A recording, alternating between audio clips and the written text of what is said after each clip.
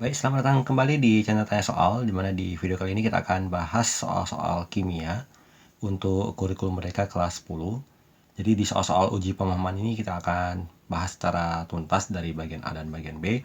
Dan pastikan kamu menekan tombol like dan subscribe agar kamu tidak ketinggalan dengan pembahasan soal-soal dari uji pemahaman berikutnya.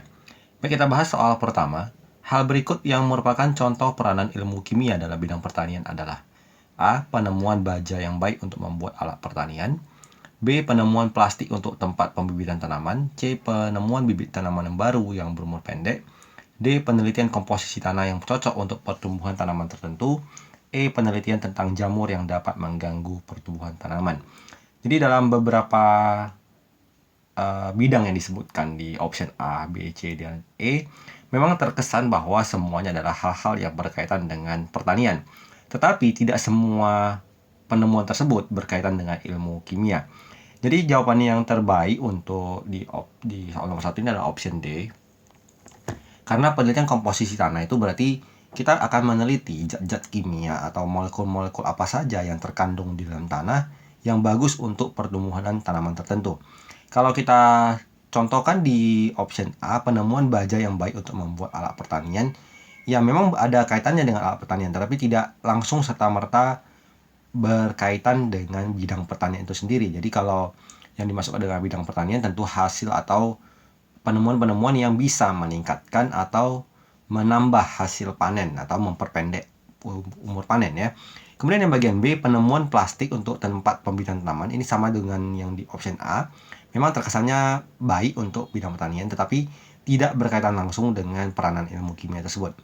Yang di bagian C, penemuan bibit tanaman baru, itu lebih cenderung ke peranan dari ilmu biologi di bagian genetika ya. Jadi rekayasa genetika untuk menemukan tanaman yang dalam usia pendek sudah bisa dipanen gitu. Sementara di option E, penelitian tentang jamur yang dapat mengganggu tumbuhan tanaman mungkin lebih cocok di peranan ilmu biologi ya, tentang jamur-jamur yang bisa mengganggu tanaman tertentu.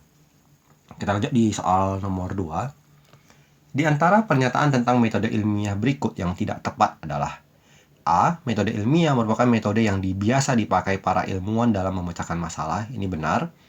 B. Perumusan masalah dapat merupakan hasil dari observasi atas gejala yang terjadi secara berulang.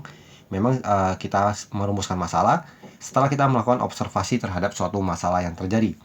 C. Hipotesis dapat dirumuskan lebih dahulu sebelum masalah ditemukan. Ini salah ya. Jadi yang tidak tepat itu adalah di option C, karena kita menyusun hipotesis adalah setelah merumuskan masalah. Kemudian yang di option D, penentuan jenis variabel merupakan bagian penting dalam merancang eksperimen. Ini benar. Klasifikasi atau pengelompokan merupakan salah satu kegiatan pada proses analisis data. Ini juga benar. Jadi jawaban yang tidak tepat untuk metode ilmiah adalah yang di option C. Kita lanjut di soal ketiga. Di antara sikap-sikap berikut yang bukan merupakan sikap ilmiah yang dituntut dalam mempelajari ilmu kimia adalah: A. Jujur dalam mencatat data percobaan walaupun datanya tidak sesuai dengan harapan. Ini benar. B. Tidak bosan-bosan melakukan percobaan berulang-ulang sampai ditemukan jawaban permasalahan. Ini juga benar, berkaitan dengan semangat dan pantang menyerah ya. Di bagian C, mempertahankan pendapat walaupun pendapat tersebut tidak sesuai dengan fakta yang diperoleh. Ini adalah sikap yang tidak diinginkan. Jadi kalau kita dalam berpendapat sesuai dengan metode ilmiah adalah kita harus bisa menerima kalau suatu fakta telah ditemukan dan kita tidak bisa melakukan counter argumen terhadap pernyataan tersebut. Jadi kalau kita menemukan sesuatu yang tidak sesuai dengan fakta, maka kita tidak boleh mempertahankan pendapat kita karena sudah bertentangan dengan kaidah ilmiah. D. Melakukan pengamatan secara teliti dan detail terhadap suatu permasalahan. Ini benar. E. Melakukan langkah-langkah penemuan secara disiplin sesuai dengan metode ilmiah. Ini juga benar. Jadi jawaban yang bukan merupakan sikap ilmiah adalah yang di option C. Baik, kita lanjutkan di pembahasan soal nomor 4, 5, dan 6. Pernyataan adalah: cermati wacana berikut untuk menjawab soal nomor 4, 5, dan 6. Informasi berikut menunjukkan komposisi produk serbuk minuman segar yang tertulis pada bungkusnya. Jadi di komposisinya ada beberapa hal yang tercantum. Kita perhatikan dari pertanyaan dulu. Salah satu bahan tambahan yang terdapat dalam produk tersebut adalah pemanis buatan, yaitu natrium siklamat dan aspartam. Informasi komposisi produk tersebut dilengkapi dengan kadar dan ADI, acceptable daily intake, atau jumlah harian yang dapat diterima oleh manusia ya, jumlah asupan maksimum ke dalam tubuh manusia. Di sini disebutkan bahwa kelompok zat kimia yang semuanya bermanfaat bernilai gizi bagi tubuh. Jadi kita bisa jawab tanpa melihat komposisinya ulang ya. Jadi zat pewarna itu adalah zat yang tidak kita butuhkan, tidak ada nilai gizinya, berarti yang ini tidak memenuhi. Kemudian aspartam, natrium sikamat adalah zat pemanis yang kita tidak perlukan sebenarnya. Pewarna, dan pemanis tidak kita butuhkan.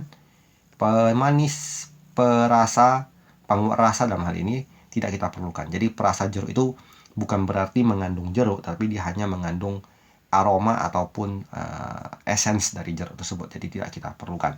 Jadi kita bisa pastikan jawaban yang kita maksud adalah di option B. Karena ekstrak jeruk kita butuhkan, karena dia berasal dari jeruk alami kalau disebutkan sebagai ekstrak. Kita lanjut di bagian nomor 5. Selain natrium siklamat dan aspartam, zat kimia apa saja yang tidak berguna atau tidak mempunyai nilai gizi? Jadi kalau kita catat kembali, mungkin agak ribet, jadi kita garis bawah saja. Di antara komposisi yang dimaksud yang tidak diperlukan atau tidak memiliki nilai gizi adalah pengatur keasaman, ini tidak kita perlukan. Kemudian penstabil natrium karboksimetil selulosa juga tidak kita butuhkan. Perisa jeruk tidak kita perlukan. Pemanis buatan natrium siklamat tidak kita perlukan. Pemanis buatan aspartam tidak kita perlukan. Anti kempal trikalsium fosfat tidak kita perlukan. Pewarna kuning FCFCl tidak kita perlukan, dan begitu juga dengan pewarna tatrazin. Jadi yang di garis merah tersebut adalah bahan-bahan yang tidak kita perlukan dalam suatu produk. Sementara untuk soal nomor 6 kita perhatikan, berdasarkan data tersebut, berapa bungkus maksimum boleh diminum seorang anak dengan berat badan 20 kg. Jadi di komposisi tersebut yang ada komposisi ADI-nya atau acceptable daily intake-nya adalah yang siklamat dan juga dengan aspartam. Kita tulis ulang yang nomor 6, di mana kalau siklamat dengan 0,17 gram per saset dan ADI-nya adalah 11 miligram per kilogram berat badan. Jadi untuk anak yang dengan berat badan 20 kg, berarti asupan maksimalnya itu adalah 11 mg dikalikan dengan 20, kita peroleh sama dengan 220 mg per hari. Kalau kita ubah ke gram bagi dengan 1000 adalah 0,22 gram. Jadi jumlah maksimumnya adalah kita bagi 0,22 ini, kita bagi dengan jumlah dalam satu bungkus 0,17. Jadi 0,22 dibagi 0,17,